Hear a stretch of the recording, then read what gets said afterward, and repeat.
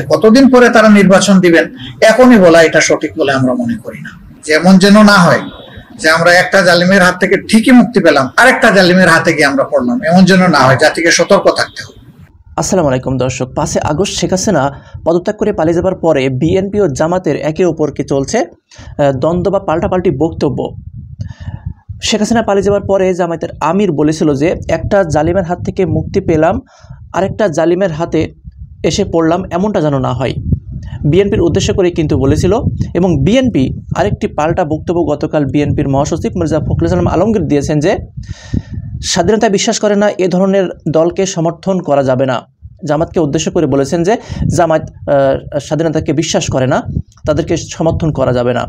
এবং এই যে অন্তর্বর্তীকালীন সরকার এসেছে, বিএনপি কিন্তু প্রথমের থেকেই চাচ্ছে যে নির্বাচনটা যেন খুবই দ্রুত হোক বা খুবই দ্রুত যেন নির্বাচন হয়, কারণ জামাত এই নির্বাচনে হারবে বা বিএনপি ক্ষমতায় আসবে এটাই কিন্তু এখন পরিষ্কার।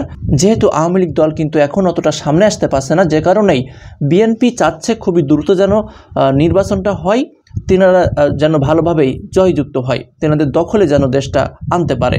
তো এই বিষয়টি নিয়ে গুরুত্বপূর্ণ আলোচনা আপনাদের মাঝে শোনাবো। চলুন একে একে আমরা আলোচনাগুলো শুনবো। তার আগে আপনাদের কাছে একটা রিকোয়েস্ট, বিএনপি এবং জামায়াতে ইসলাম বাংলাদেশের এবং আওয়ামী লীগ যেহেতু এই মুহূর্তে নাই, আওয়ামী লীগের শাসন আমরা দেখেছি 15 বছরের উপরে। এখন বিএনপি এবং জামাত কোন দলটা আসলে বাংলাদেশের জন্য নিরাপদ বা বাংলাদেশের জন্য ভালো হবে, আপনারা একটু কমেন্টসে লিখবেন। এবং কোন দল আসলে লুটপাট বা এই যে দেশের দুর্নীতি থাকবে না, আপনারা একটু কমেন্টসে লিখবেন। চলুন ভিডিওগুলো দেখি এক এক করে।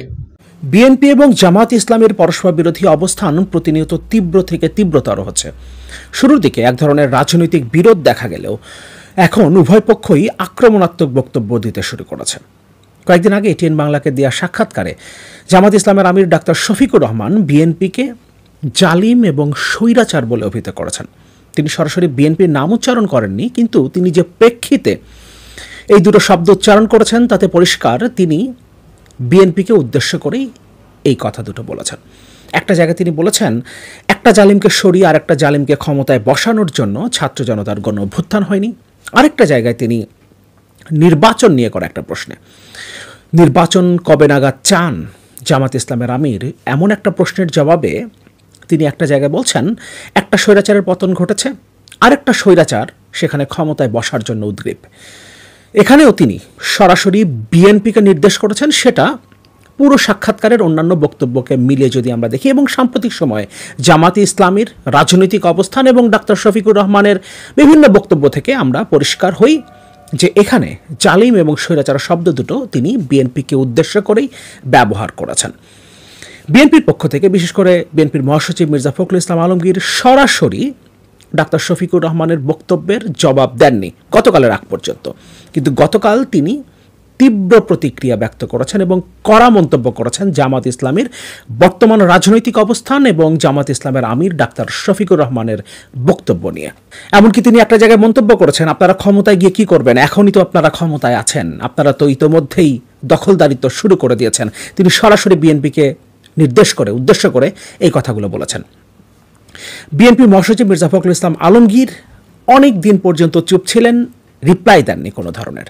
নিজেদের রাজনৈতিক অবস্থান তিনি বারবার ব্যক্ত করার চেষ্টা করেছেন, কিন্তু সরাসরি জামাত ইসলামী বা কিংবা অন্য কোনো রাজনৈতিক দলকে উদ্দেশ্য করে তিনি কোনো প্রতিক্রিয়া দেখাননি। তবে গতকাল তিনি প্রথমবারের মতো প্রতিক্রিয়া দেখিয়েছেন এবং অত্যন্ত তুচ্ছ তাচ্ছিল্য করেছেন তিনি জামাত ইসলামী রাজনৈতিক অবস্থান এবং তাদের রাজনৈতিক শক্তি নিয়ে। আমরা মির্জা ফখরুল ইসলাম আলমগীরের প্রতিক্রিয়াটা একটু দেখি। নির্বাচন ইস্যুতে বাংলাদেশ জাতীয়তাবাদী দল বিএনপি এবং বাংলাদেশ জামাত ইসলামের মধ্যে দূরত্ব তৈরি হয়েছে।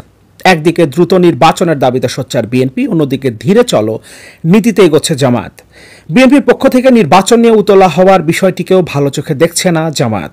দলটির আমির ডাক্তার শফিকুর রহমানের বক্তব্যে তেমন বার্তাই পাওয়া গেছে। এবার জামাতের আমিরের নির্বাচন ইস্যুতে বক্তব্যের পাল্টা জবাব দিয়েছেন বিএনপির মহাসচিব মির্জা ফখরুল ইসলাম আলমগীর।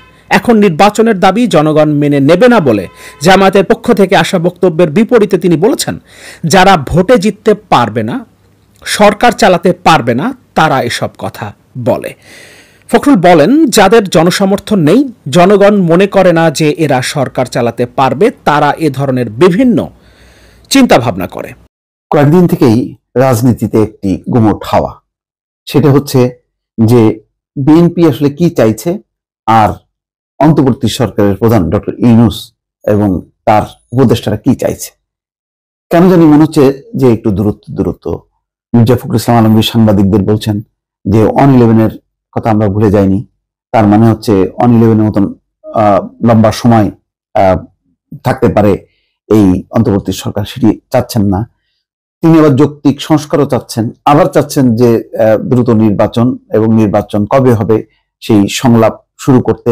অন্যদিকে ডক্টর ইউনূস জাতির উদ্দেশ্যে ভাষণ দিয়ে বলছেন যে আপনারা কবে নির্বাচন চান, কি কি সংস্কার চান, এটা রাজনৈতিক পর্যায়ে আলোচনা করে আমার কাছে আসেন।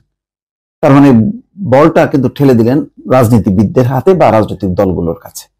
রাজনৈতিক দলগুলোর মধ্যে জামাত ইসলামীর মনোভাব হচ্ছে সময় নিয়ে তারা সংস্কার করুক, তারপরে নির্বাচন। অর্থাৎ তারা জানে যে নির্বাচন হলে জামাতের তো এই মুহূর্তে ক্ষমতা আসার সম্ভাবনা নেই, বিএনপির আছে।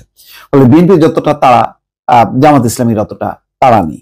আবার জামাতের যে তারা নেই সেটি পক্ষে আবার অনেক রাজনৈতিক দল, এমনকি ছাত্ররা, তারাও মনে করে যে 15 বছরের অপশাসন, দুঃশাসন, এটিকে চিরতরে নির্মূল করতে গেলে একটা খুবই শক্তিশালী একটা সংস্কার কার্যক্রম বাস্তবায়ন করতে হবে। এটা রাজনৈতিক দলের ভেতরে, নির্বাচনে, প্রশাসনে, বিচার বিভাগের সকল ক্ষেত্রে একটি সংস্কার হলে তাহলে এই গণ অভ্যুত্থানের যে স্বপ্ন, সেই স্বপ্ন সফল হবে। এখন এই গণ অভ্যুত্থানের স্বপ্ন কি বিএনপি বাস্তবায়ন করবে? এটা কি যারা গণ অভ্যুত্থান করেছে তাদের যে অসংখ্য নেতা কর্মী, তারা কি মনে করেন? ছাত্ররা মনে করে না, তারা মনে করে না। তারা আবার কেউ কেউ বলছেন এক স্বৈরাচারের বদলে যাতে আরেক স্বৈরাচার না আসে। এটা কিন্তু জামাত ইসলামের আমির ডাক্তার শফিকুর রহমানও কিন্তু সেই কথাটা বলে ফেলেছেন। তো এটি নিয়ে একটা মনে হচ্ছে যেন রাজনৈতিক দলের ভিতরেই একটা দ্বন্দ্ব, বিবাদ বা একটা মত পার্থক্য। আবার অন্তর্বর্তী সরকার, তার একটা অবস্থান হলো যে আপনারা সব ঠিক করে আসেন, তারপরে আমরা নির্বাচন দেব। তিনি বলছেন যে আমরা নিজ নিজ পেশায় সন্তুষ্ট, রাষ্ট্র পরিচালনা করা, শাসনভার করা, শাসন কাজ পরিচালনা করা এটা আমাদের কাজ না। দর্শক, আপনারা জামায়াত ও বিএনপি দ্বন্দ্ব নিয়ে কিছু আলোচনা শুনলেন। এখন আসেন যে বিএনপি দাবি করছিল অন্তর্বর্তীকালীন সরকার আসার পরে যে দ্রুতই যেন নির্বাচনটা হয়, এবং এই নির্বাচনটা দ্রুত চাওয়ার কারণে জামাতের পক্ষ থেকে কিন্তু বলা হয় বা কটাক্ষ করা হয় বিএনপিকে। সেটা জবাব দিয়েছে বিএনপি। গতকাল বিএনপির মহাসচিব মির্জা ফখরুল ইসলাম আলমগীর বলেছেন যে সেনা নিয়ন্ত্রিত তত্ত্বাবধায়ক সরকারের আমলে বিরাজনৈতিকরণের চেষ্টার কথা তুলে ধরেছেন। এখন নির্বাচনের দাবি জনগণ মেনে নেবে না বলে জামায়াতের পক্ষ থেকে আসা বক্তব্যের বিপরীতে তিনি বলেছেন যে যারা ভোটে জিততে পারে না, সরকার চালাতে পারবে না, তারা এসব কথা বলে। বুধবার দুপুরে গুলশান দলীয় চেয়ারপারসন কার্যালয়ে এক সংবাদ সম্মেলনে বিএনপির মহাসচিব জামায়াতের আমির শফিকুর রহমানের করা মন্তব্যের জবাব দিয়েছিলেন। এবং বিএনপির নির্বাচন যে জিকির জনগণ মেনে নেবে না বলে জামায়াতের প্রধান বক্তব্যের জবাব দিয়ে ফখরুল বলেন যে যাদের জনসমর্থন নেই, জনগণ মনে করে না যে এরা সরকার চালাতে পারবে, তারা এ ধরনের বিভিন্ন চিন্তা ভাবনা করে। আমি কোনো দলের নাম বলছি না, কিন্তু কোনো দলের নাম বলছে না ফখরুল। এখানে কিন্তু বোঝা যাচ্ছে যে জামাতের কথার জবাব দিয়েছে জামাত ইসলামের। সবচেয়ে বড় জিনিস হচ্ছে আমাদের লড়াইটা গণতন্ত্রকে পূর্ণ প্রতিষ্ঠার জন্য, সেটার জন্যই তো নির্বাচন। এটা তো আমাদের অধিকার, আমরা তো নির্বাচনের জন্যই এতদিন লড়াই করেছি, সংগ্রাম করে এসেছি। অবশ্যই নির্বাচনের জন্য বা নির্বাচন অবশ্যই দিবে অন্তর্বর্তীকালীন সরকার, কিন্তু একটু ধৈর্য ধরতে হবে। এটাই কিন্তু জামাত ইসলামের পক্ষ থেকে কোনো জামাতের নেতারা কিন্তু বলেননি যে আমরা দ্রুত নির্বাচন চাই, বা তেনারা বারবার বলে আসছেন যে নির্বাচন যখনই দিবে, প্রথমে দেশটা সংস্কার করতে চাই অন্তর্বর্তীকালীন সরকার, সেই অপেক্ষা কিন্তু জামাত ইসলাম করবে। বিএনপির মহাসচিব আরও বলেছেন যে আমরা 1-11-র কথা ভুলে যাইনি, তাই আবার যখন ওই চেহারাগুলো সামনে আসে তখন যথেষ্ট সন্দেহের উদ্রেক হয়, প্রশ্ন এসে যায়। সেজন্য আমরা একটি আলোচনার কথা বলেছি, পারস্পরিক আলোচনা দরকার। এবং আপনারা জানেন যে আজ কিন্তু বিএনপি সহ এবং আরও আমির খসরু, বিএনপির কয়েকজন নেতা প্রধান উপদেষ্টার সঙ্গে বৈঠক করেছে।